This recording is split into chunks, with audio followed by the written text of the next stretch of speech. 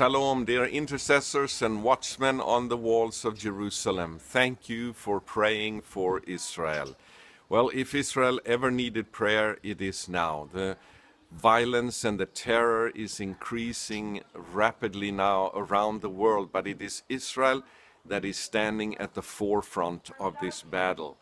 The Knesset speaker, Yuli Edelstein, said recently at a conference in Europe that when he quoted the famous saying that the Jewish people are always the first ones to be affected by violent ideologies, but they are never the last ones. So if the battle doesn't stop here, if we don't defend Israel, it will also affect the rest of the world.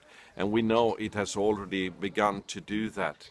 Anti-Semitism is increasing today around the world in a horrifying manner.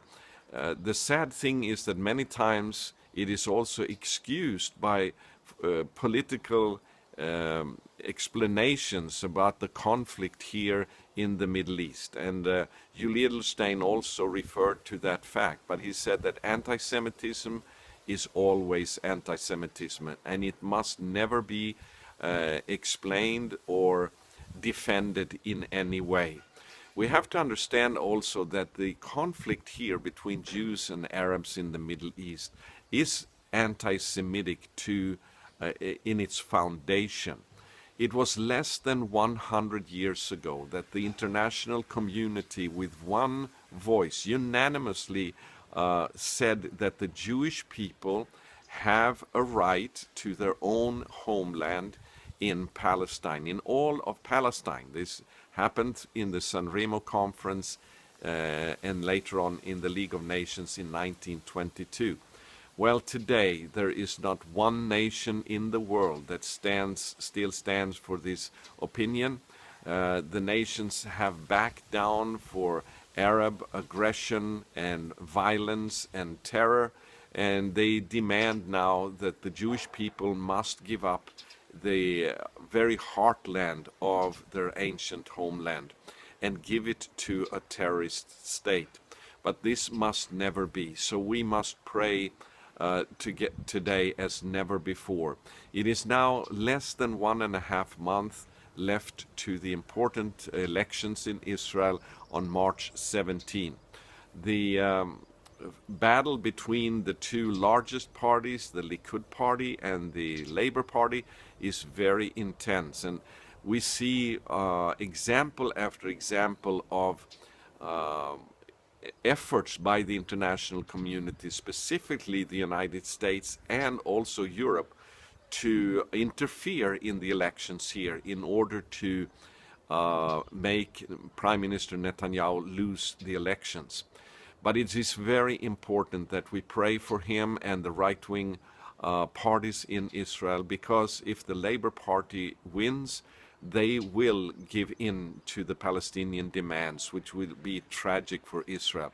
In fact, the leader of the Labour Party this week exposed himself when he made a quote from the Bible, from the wicked King Ahab, who said that he who takes on his sword should not boast as the one who puts it down.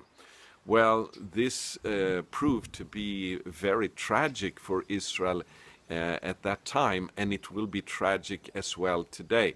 Of course, Herzog was referring to the fact that if he will win, he will go on an effort to make peace rather than make war, which he then assumed that Prime Minister Netanyahu will do.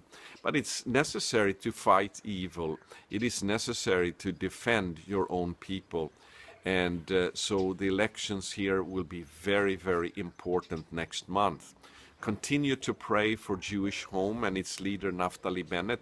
They have suffered a backlash this past week for different reasons, but we believe that they can gain that ground back again if we pray for them. It's the only party that very clearly speaks out that the Jewish people have a right to their home, to their whole homeland, and they are not ashamed of it. So that voice needs to be heard in Israel today.